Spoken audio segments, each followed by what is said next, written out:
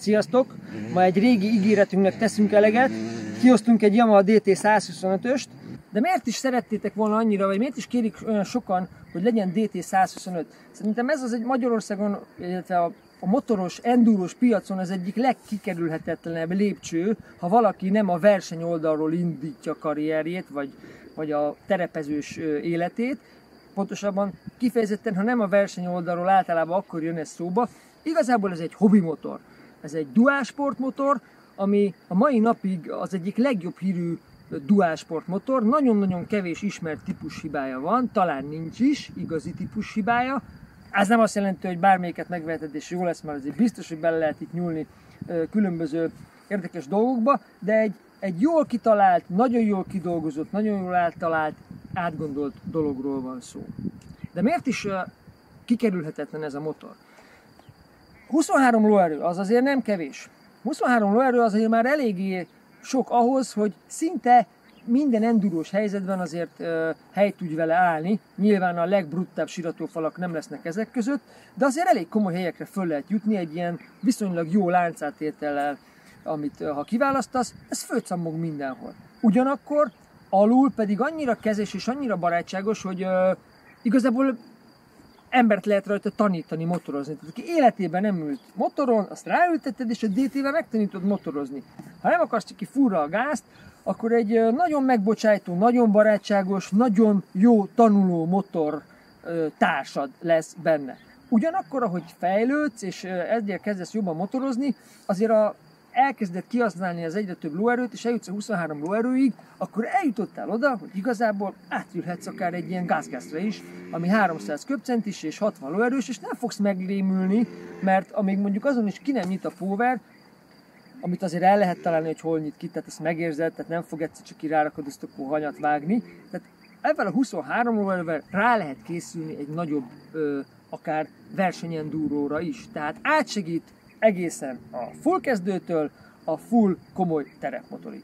Hogy igazán aláírjam az előzőleg elmondottakat, Bence is ilyennel kezdett motorozni, és egyébként ez a mai tesztalangyunk, ez a Bence barátnője Judité, és ő konkrétan ezen tanult meg motorozni, és ha már kategorizáljuk meg, hogy ki mivel tanult motorozni, ugye ennek a típusnak talán a társai, az a Suzuki-ből a TS 125, Hondából én az MTX-et tenném mellé, bár Bencével beszéltük, hogy a CRM-nek bizonyos régebbi típusai is azért paliba vehetők elvel teljesítménnyel, de igazából az MTX volt a társa, és én ilyen MTX-el tanultam például én is motorozni, csak még egy előző generációssal, ami még léghűtéses volt, de karakterében nagyon hasonlít ehhez, egy picit kevésbé volt terepes, egy picit kevésbé volt erős.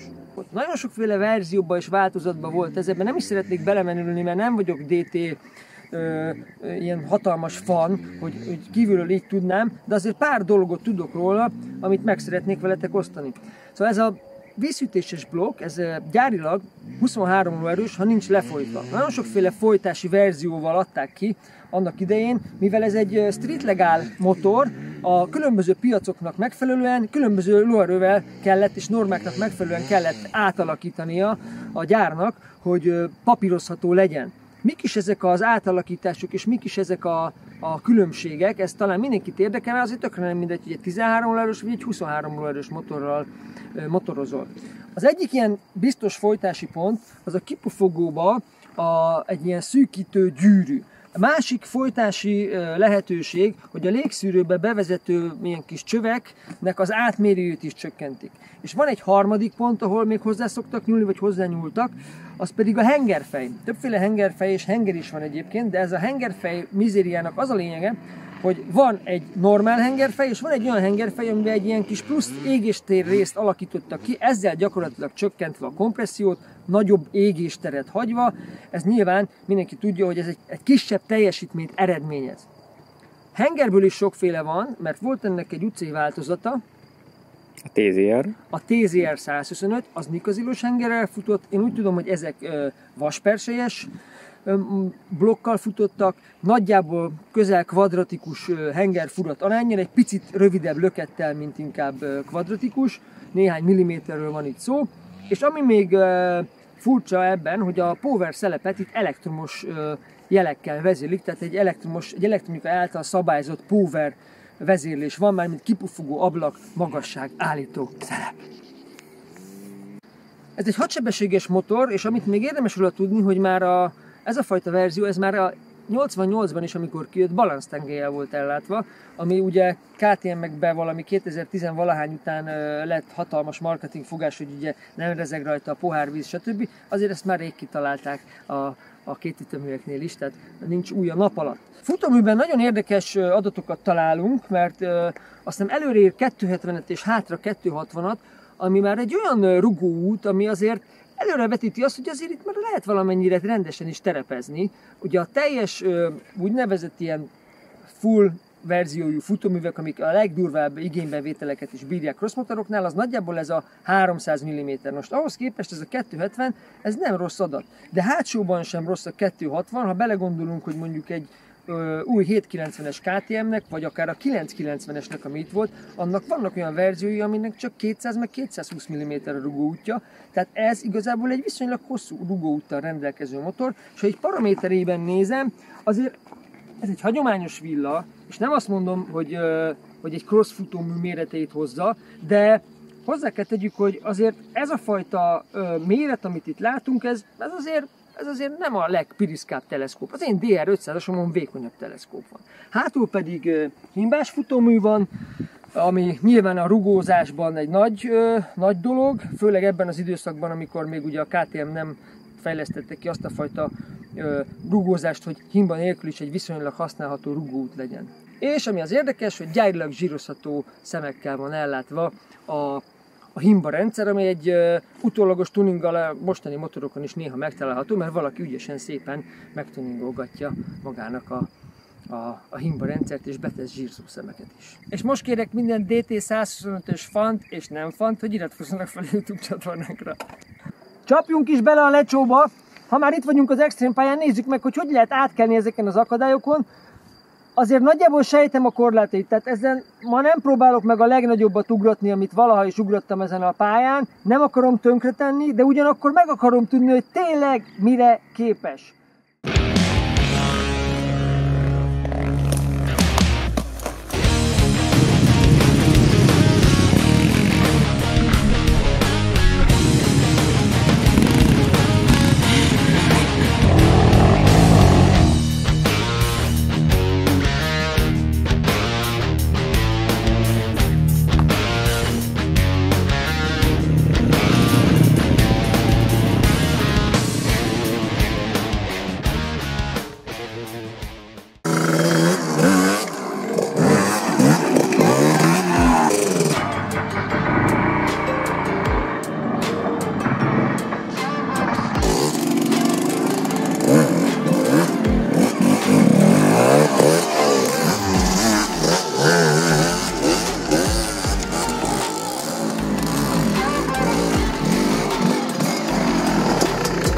Jó, hát gyerekek!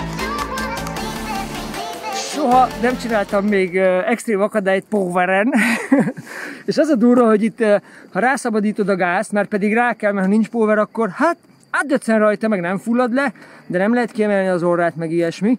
Tehát kell rá a power, de nem is kell azért így szétagyalni, hanem éppen, hogy kinyit a power, utána kuplungon olyan frankon rá lehet gyógyítani a dolgokat, hogy nem büntet vissza. Tehát itt jön az, hogy ezzel poweren is lehet igazán jól kontrollált, szabályzott dolgokat csinálni, akár egy ilyen nagy guminpowerba belenyúlkálva megkuplungolni. Szóval nagyon érdekes dolog, és hát azért átmegy mindenhol. Tehát szerintem olyan nincs, hogy ezzel valamit ezen a szintű gyakorló extreme enduro pályán lehetne megcsinálni. De tovább megyek, szerintem nagyon komoly akadályokat meg lehet ezzel csinálni.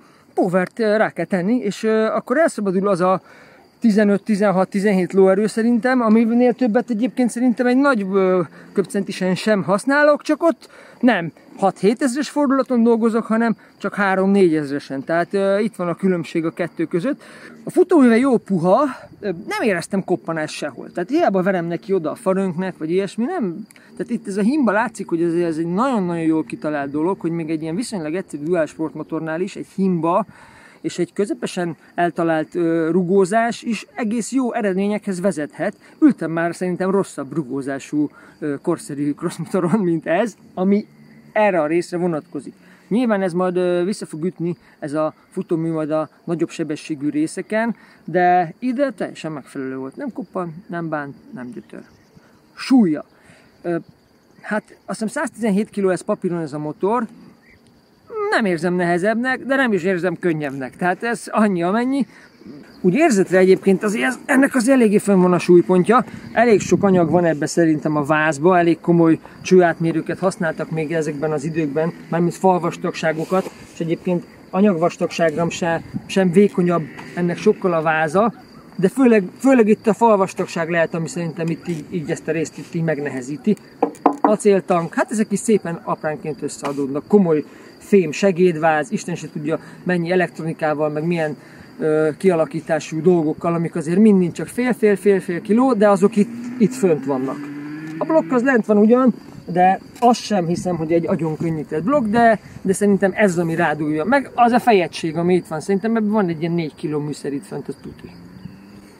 Egykerekezni egyébként, ezt a forgást, amit itt a végén csináltam, hát kevés motor van, amivel ennél könnyebb ezt csinálni.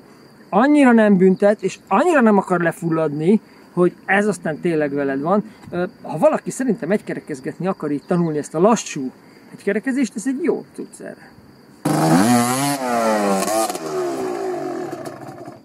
Bevállaljuk vele ezt a kis sarkot, ami igazából egy ilyen jó kis technikás enduro elem, hogy rézsűbe, helyből rárugatni, egyből visszafordítani, lazatalaj, tehát minden adott ahhoz, hogy itt az ember egy jó nagyot tudjon bénáskodni, vagy egy ide nem való crossmotorral ott úgy elkaparjon, hogy menthetetlenül ellássa magát a gép. Nézzük, mit csinál itt, kíváncsi leszek. Hát power az fog kell lenni, ezt gondolom.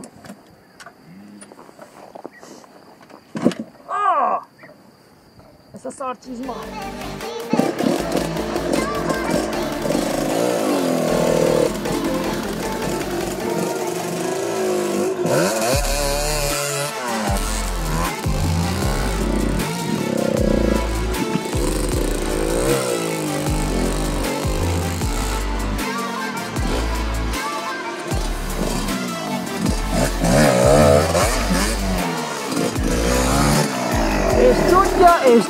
És tudja, ez power, ez mindent tud ezeket, úgy tűnik.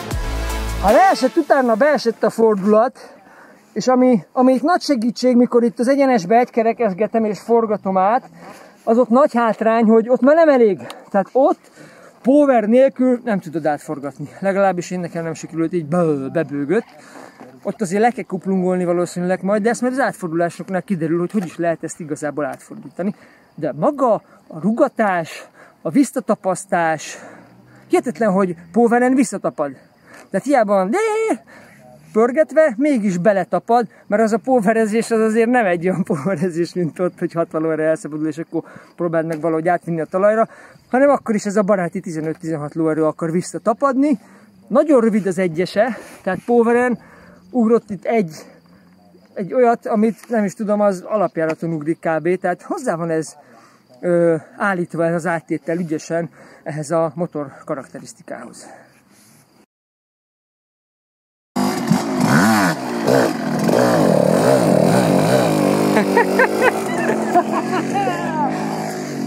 Azért el kell találni a dolgokat!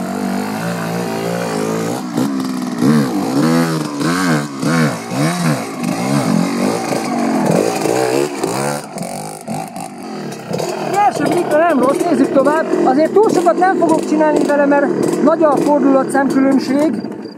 És szoktatok is kérdezni, mikor a tréningen ugye ezt gyakoroljuk, hogy nem ég el tőle a kuplung.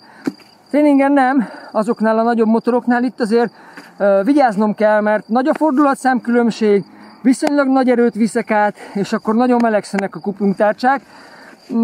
Egy párat még csinálok azért.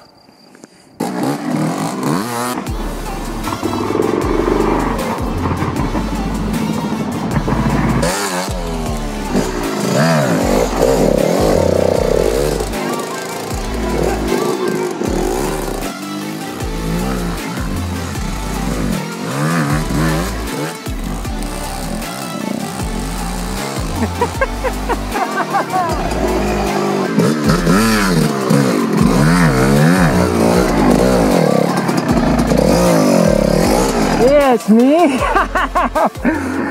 Hú, érdekes a buli. Póveren megy csak, tehát még mindig az van, hogy egyféleképpen lehet egyébként átdobni, hogyha nem akarsz póverezni, hogyha állsz, és ugye csak lábból megprumpálod, és így a te testedet nem kell, hogy vigye a motor, saját magát átfordítja póver nélkül is.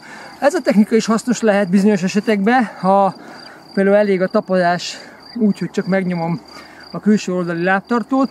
Ha viszont már rá kell ülni, hátra kell ülni, akkor kell a póver, de nem nehéz vele csinálni, tehát működik a dolog, szokatlan a fülemnek, és néha így bebutítom, ez azért van, mert egyszerűen nem vagyok hozzászokva, hogy póverezni kelljen, magas fordulaton kelljen tartani ehhez a feladathoz, bár bizonyos nagy köpcentisebb, pontosabban crossból kis köpcentis, de ehhez képest nagy köpcentis crossmotorokon hasonlóképpen kell átfordítani, és ott nem az erőhiány a probléma, hanem a fulladékonyság, és ott is egy hasonlóan magas fordulatra kell rádolgozni kuplunggal, de azért az más. Annál viszont ezzel könnyebb volt. Tehát a fulladékony 250-es 4 ütemű crossmotorhoz képest, ahhoz képest ezt póveren forgatni könnyebb. Úgyhogy nem rossz ezt tanulgatni vele, de szerintem ezt nem feltétlenül ezzel kell gyakorolni, mert ez meg fog jönni a kuplungot. Én azt mondom, hogy szerintem ezt így csinálnám egy 5 percig, és biztos, hogy bajok lennének. Ha én ezzel gyakorolni szeretnék egykerekezni, vagy egy keréken átfordítást, én ezt a egyenesen talajon gyakorolnám be, vagy valami nagyon enyhe lejtőn, vagy csak egy olyan kis pattintón, ami segít fölemelni az elejét, hogyha valaki még nem tudja olyan jól megpumpálni, amit a Jarvis nagyon szépen mutatott nekünk a múltkori edzésen, amin voltunk, hogy úgy megterheli az elejét, hogy egy nagyon pici gázzal már a kirúgózáskor föl tudja kapni egy kerékre, akár lejtőn lefelé. Tehát, hogyha ez nem megy, akkor érdemes egy pici domb, de én itt nem kínoznám. Én ott gyakorolnék lent vele. Ott viszont, ha valaki megtanul a végtelenségig egykerekezni, forogni, kanyarogni, fölrakni mind a két lábát, annak már ez gyerekjáték lesz. Tehát azt mondom, hogy amúgy erre is egy jó tanulómotor.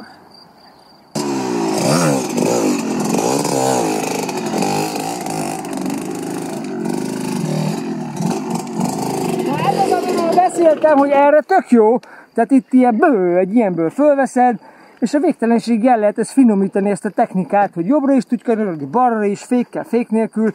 Ez egy szupi dolog, hajrá ADT-sek gyakorolni.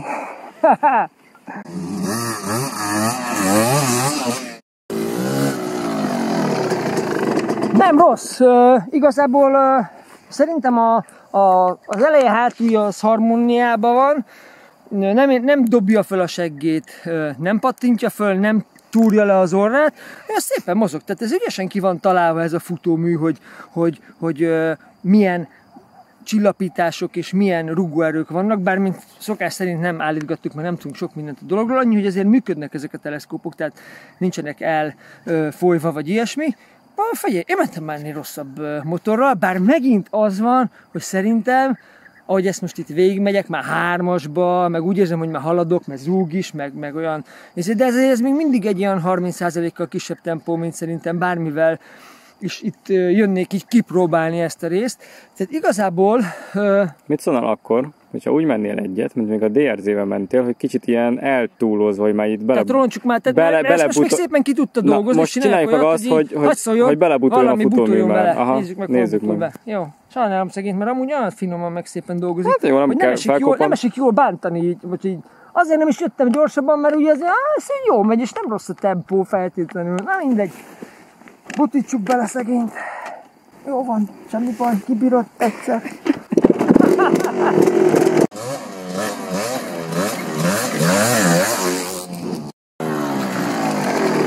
Jó, egy kicsit jobban belevertem most a gépet. Elkezd följönni a hátulja. Ennyit érzel, hogy így egy kicsit így a hátulja így elhagyja a bukkanókat. Aztán egy picit még gyorsabban jössz, mint itt a harmadiknál, ott már az elején is elhagyja. De nem csinál semmi drámai dolgot. Tehát nem szitál be. Tehát azért, amikor egy ilyen futóművet így besokaltat az ember, akkor előfordul már, hogy ott akkor úgy bicskázik az eleje. Ez úgy megy egyenesen, ahogy van. Annyi, hogy ilyenképp picit segbever az ülés, és egyébként fürgében jön vissza, mint mondjuk egy DRZ. Tehát a DRZ az ehhez képest lassabban jön föl. Szerintem körülbelül ilyesmi lehet annak is a rugózása, így csillapításra, bár annak hosszabb a rugóútja, csak ott azért, ha rajta van az a plusz, mennyi, 30 kg ehhez képest. Körülbelül 30 kg simán van. És szerintem pont azt érzed meg, hogy attól így jobban belehasonl az aljába. Futómű koppanás nincs, tehát nem tudom, hogy hol a vége a futóműnek. Egyszer sem érzem azt, hogy tik-tak, tehát nagyon ügyesen meg van csinálva a berugózást, vagy felütődésgátló gumibakozás, nem tudom, az elejében a hidrostop talán, vagy valami, nem tudom, nincs kopogás. Úgyhogy igazából, ha a saját mesdjén nézzük, ez egy jól működő kis enduro. Eddig a mérleg azt mutatja, hogy nagyon sok mindent meg lehet vele csinálni. Most megpróbáljuk megkeresni a végét a dolgoknak. Ez a Piliscsivi feljárók közül a legmeredekebb, ez már azért olyan meredekségű, hogy itt már szerintem a 23 lóerő néha lehet, hogy kevés is lesz. Meg itt jön az, hogy van benne kanyar is, meg egy picit morzsalékos is. Ugye ez volt az a feljáró a Stormby-vel. Ahol a Stormby-vel így lehet menni, vagy egy nagyobb kétüteművel be lehet így ugratni, aztán rácsapod, meg egy csomó mindent lehet rajta trükközni, mert nem olyan horror meredek, de azért már... Kutyunkba be lehet indítani? Azt hiszem be.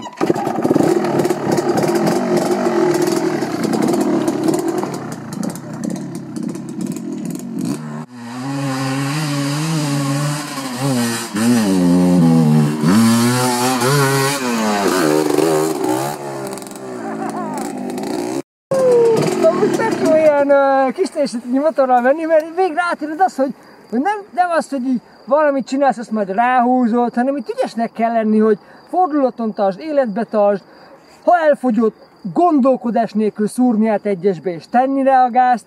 Ugye most itt indultam egy kettessel, már a kettest megváltani fölfelé nem volt egyszerű, jól le kellett üvegelni egyesbe, be is esett alá, tehát valószínűleg még jobban szét kell agyalni egyesbe, és úgy csapni át kettesbe, mert azért amúgy hosszú a különbség az egyes és a kettes között, és beesik a fordulat egy ilyen feljáróba, vagy a feljáró aljába már, ahol homokos, ilyen rézsűs.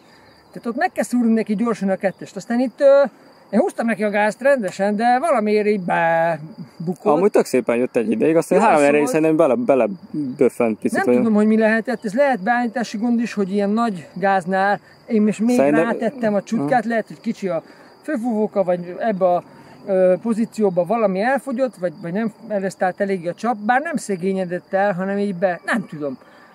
Ezek azok, amikkel azért el lehet szórakozni, mikor egy motor nem működik tökéletesen, de szúrtam neki egy gyors egyest, és egyből életre kelt, és amúgy élményben nagyon nagy. Jövök még egyet kettesbe, vagy jöjjek egyesbe, próbáljam meg föl mászatni, kiegyensúlyozni egyesben, most végül is kettesbe láttuk, hogy kb. Odáig följön, aztán nézzük meg egyesbe, hogy lassan. Lassan, de poweren. Hát vagy... Power alatt nem jön föl. Hát ilyen power környékén. Éppen nyisson a power, azt már fogja bírni ott erővel, csak kérdés, hogy én fogom-e bírni kimozogni, meg ha elkapar, akkor nem fog el. Ha nem megy, majd megcsinálom én. Papa most topolom, meg 2 kávét ivott.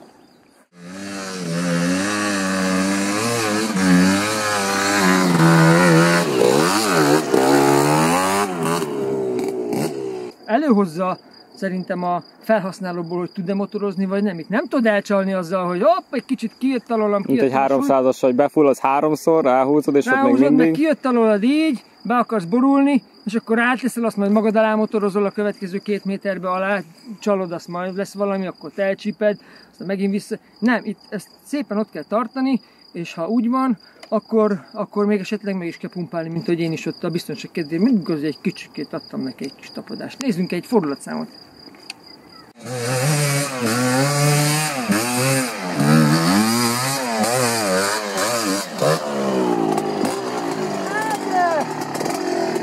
Ez kurva jó!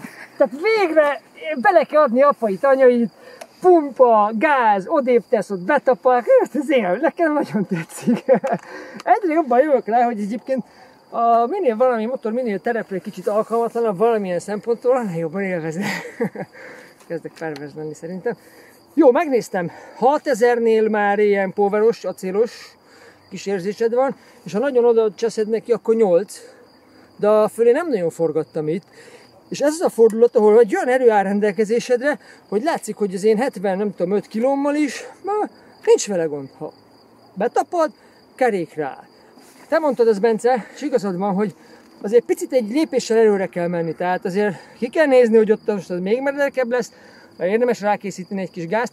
Elég lassan változik a fordulatszám, van egy kis késleltetése a motornak, ráhúzod, kell egy pici idő, amíg fölépül, ami nekem nem szokatlan, mert az a fehér GSM, az a KTM GS 250, az pont ugye néha ráhúzod, tartod azt a gázt, nem csinál semmit, fordulat sem száltozik, nem megy, és hát csak így valahogy összeszedi magát, és így megindul, mint hogyha nem tudom, be kéne gyűjtenie pár, nem tudom, valami gázlengésnek kialakulni, vagy nem tudom, mit kéne csinálnia, mint a turbóluk lenne kb. Olyan, hogy így kell neki egy kis idő. De hát ez a fölfelé itt, hogy ezt így pumpálni kell, meg dolgozni rajta, meg föl is emeli, mert annyira hátra mész, hogy betapadjon, de ott ha betapad, akkor nagyon hamar följön az eleje, és akkor dolgozni kell. Hát egy élménybomba. Új köridős pályát jelöltünk ki, ez egy picit több csiki-csukival, nagyobb felmenővel, hosszabb veretős résszel, de hasonló jellegű, mint az előző volt. Ugye buktuk sajnos az előző időket, de most, hogy a DT-t tudjuk hova tenni, megyek egy ilyen referenciaidőt ezzel a általam jól ismert 2006-os gazgasszal, és akkor ehhez már majd fogunk tudni viszonyítani dolgokat.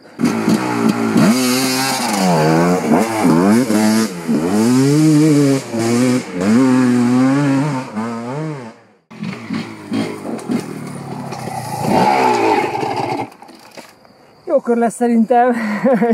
Na fia, a referencia időnk az 1:50:67. Tehát 1:50 valamennyi. Igen. Tehát pont 1 perc 50 másodperc. Így van. Jó, nézzük meg a DT-t.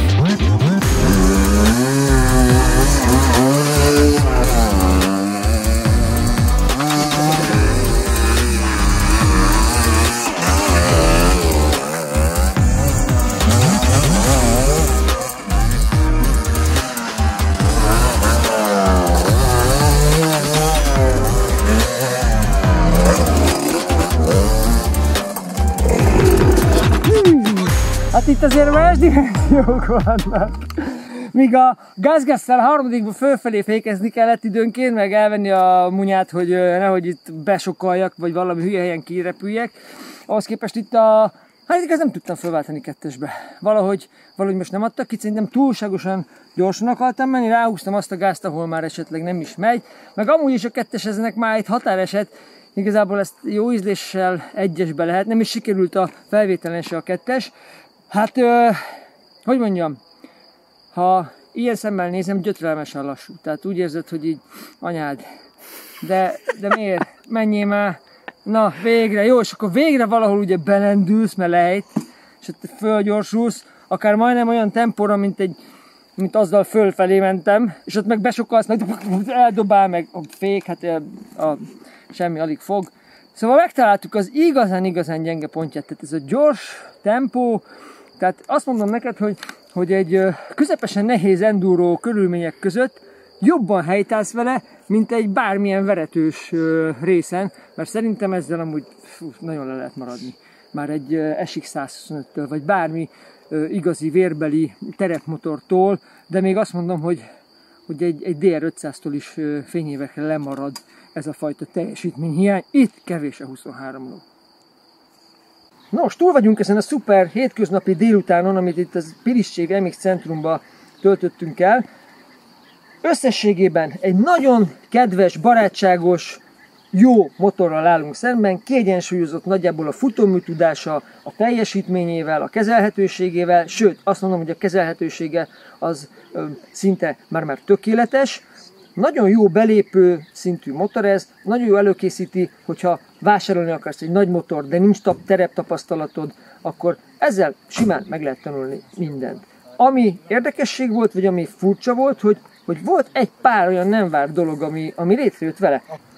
Ami nagyon meglepett, hogy a kis Extreme Enduro pályánkon ilyen jól végig lehetett menni vele. Én arra számítottam, hogy a sok elakadás, sok bénáskodás, a teljesítmény, nyomaték hiánya majd olyan akár veszélyes helyzeteket fog előhozni, amivel nagyon meg fogok majd küzdeni, de nagyon jól kezelhető volt így ez a motor.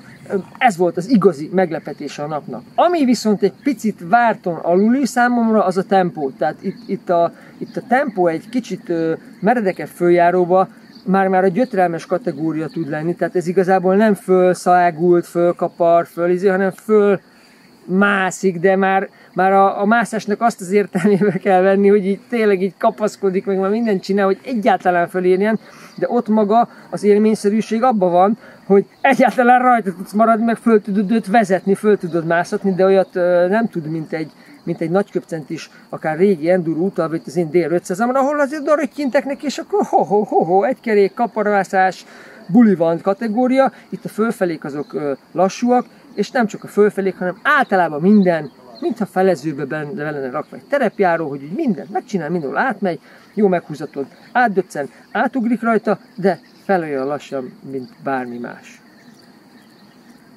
Sziasztok! Iratkozzatok fel a YouTube csatornánkra, hajrá, DT-sek!